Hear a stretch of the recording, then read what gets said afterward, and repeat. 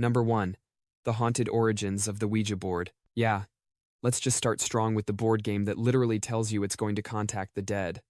Nothing screams family fun night like summoning demons with your cousin in grandma's living room. The Ouija board was actually marketed as a toy in the late 1800s. Parker Brothers slapped it on shelves right next to Monopoly and Candyland, like it was no big deal. But here's the creepy part. It got its name from allegedly asking the board itself what it wanted to be called, and the board spelled out Ouija, which, if you ask me, is already a red flag.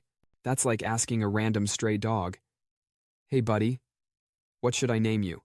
And it growls. Murder. People genuinely believed the board connected them to spirits. And, well, some of them swore it worked. Weird coincidences, strange noises, full-on possessions, yeah, not exactly the same vibe as hungry, hungry hippos. And the psychology behind it? That's the ideomotor effect. Your brain moves your muscles without you realizing, which makes that planchette slide all on its own. But back in the 1902nd, no one was saying, "Relax, it's just subconscious motor functions." They were saying, "Grandma, we're talking to ghosts again." So yeah, it's technically a toy, but it's also the one toy with a return policy that should probably read, "Warning, may open a portal to the other side." Number 2. Barbie's dark mirror. Okay, so Barbie, childhood icon, fashion legend, also low-key nightmare fuel. Here's the tea. Barbie wasn't just a random idea. She was inspired by a German doll called Build Lily. And Lily? Yeah, she wasn't exactly designed for kids. She was based on a risque comic strip character who was basically a gold-digging, flirtatious adult toy for men. Let that sink in. The world's most popular children's doll started life as a bachelor's gag gift. When Mattel got their hands on the design, they scrubbed her up, put her in cute clothes, and handed her to children. But the DNA of her origin is still there, the weirdly perfect proportions, the impossible body, the fact that her whole existence screams adult fantasy, more than tea party with stuffed animals. And don't even get me started on the uncanny valley factor. That fixed smile, those unblinking eyes, it's like she knows something you don't, which is probably true, considering Barbie has had over 200 careers, never ages, and somehow outlives every kid who owns her. Honestly, she might be immortal. So the next time you see Barbie in her dream house, just remember she started out as a not-so-wholesome gift for grown men. Sleep tight, kids. Number 3. The cursed Furby surveillance machine. Ah yes, Furbies. The toy that looked like a gremlin that mated with a parrot and then got possessed by Satan. These things were everywhere in the late 92nd, and kids loved them. But parents? Not so much. Mainly because Furbies talked on their own. At night. In the dark.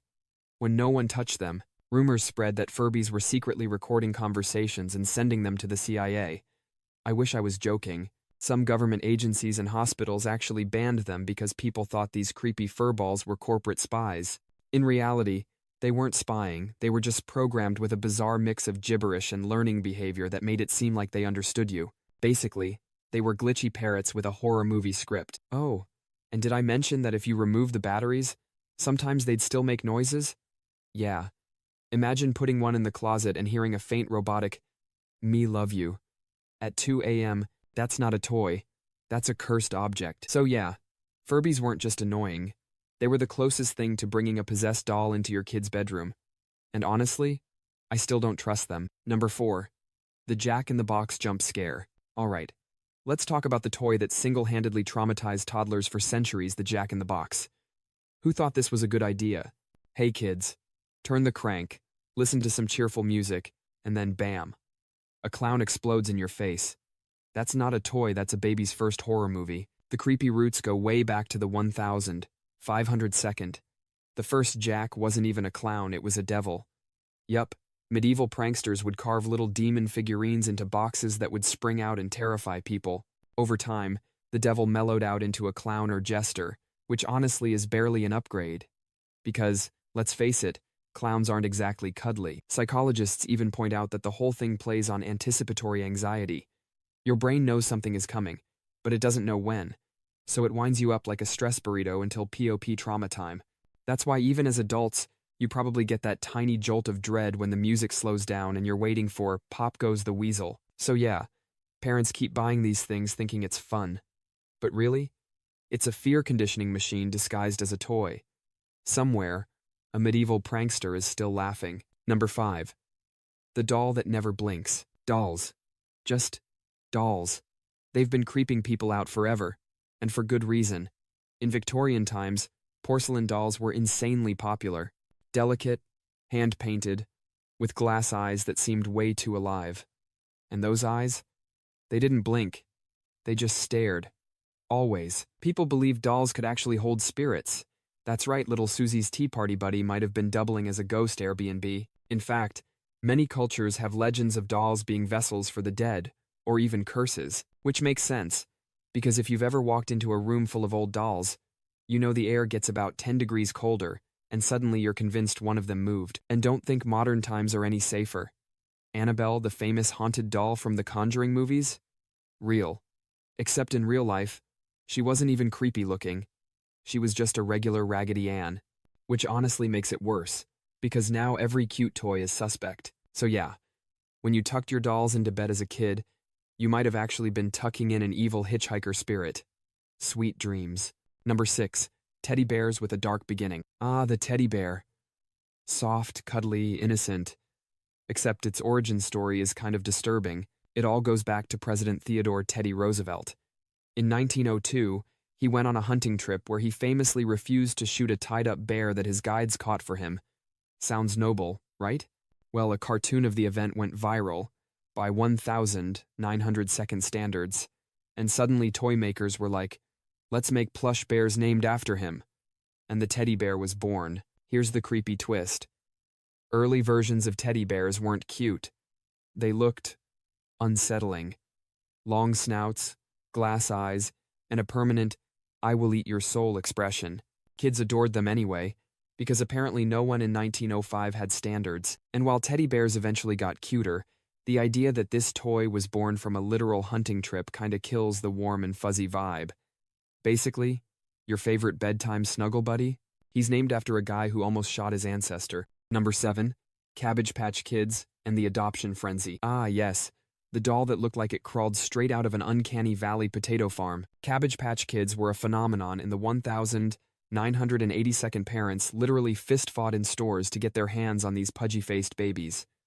But here's where it gets weird. The dolls came with adoption papers. Like, not just a cute certificate, full-on legal-looking documents that made you promise to care for your doll. Creepy?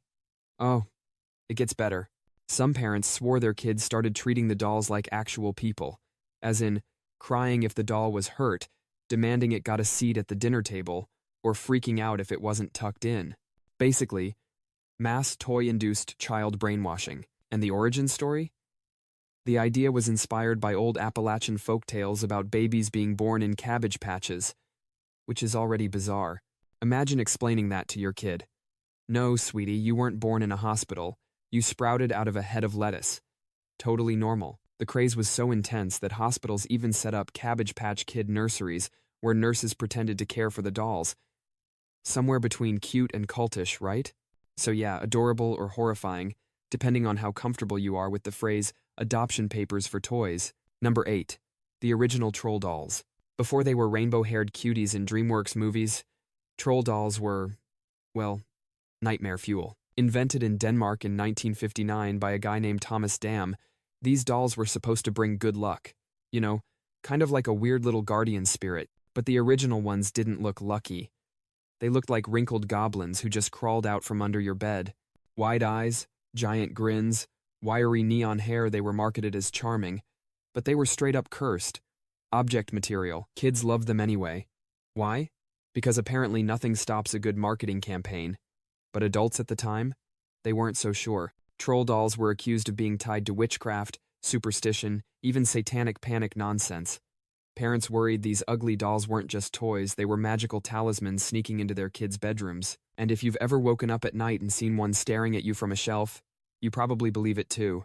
The fact that people thought these wrinkly trolls brought luck says more about human desperation than anything. Number 9. The Talking Tina Effect. If you've ever seen the classic Twilight Zone episode with the evil doll that says, "I'm talking Tina, and I don't like you," Congratulations, you've met the inspiration for a generation of toy nightmares. But here's the thing, that episode wasn't pure fiction. In the 1962nd, companies were experimenting with dolls that had voice boxes inside. And the voices? They were usually weirdly unsettling, tinny, crackly, and way too adult-sounding for a doll. One in particular, the Chatty Cathy doll, could say phrases like, "I love you," or "Let's play." Innocent enough, until the recording wore out and she started sounding like a possessed smoker from beyond the grave. Parents reported dolls whispering phrases in the middle of the night, unprompted. And yes, people swore their dolls said things they weren't programmed to. Basically, Talking Tina might have been fiction, but the vibe was ripped straight from real-life toys that accidentally dipped into haunted ventriloquist dummy territory. If you've ever heard one of those broken toy voices in the dark, yeah, you get it. Number 10. The creepy clown toy legacy. Alright, let's wrap this circus up literally with clowns, because apparently, nothing says childhood joy like giving kids mini versions of history's creepiest performers. Clown dolls and toys have been around for centuries, tied to jesters and circus acts. The problem? Clowns were never actually funny, they were always kind of sinister. Pale faces, exaggerated grins, unpredictable behavior, they were designed to be unsettling. And then someone thought, hey, let's shrink this nightmare down for kids. By the 20th century, clown dolls were everywhere, from plushies to wind-up toys, and people started reporting weird stuff. Owners claimed the dolls would move on their own, fall off shelves, or stare just a little too intently. And don't forget the John Wayne Gacy factor when a real-life serial killer also dressed up as a clown. The cultural creepiness hit maximum level. Suddenly, your innocent clown toy wasn't so innocent anymore. Psychologists even explain why clowns are terrifying. Their exaggerated features fall into the uncanny valley. Your brain can't decide if they're human or monster, so it screams, danger. That's why clown dolls end up starring in horror movies more than teddy bears. Because honestly, they were terrifying before Hollywood got to them. So yeah, clown toys might have been marketed as cheerful fun. But deep down, everyone knew they were pint-sized nightmare machines just waiting for the lights to go out. That's all for today. I'll be making similar videos in the future. Subscribe to see them.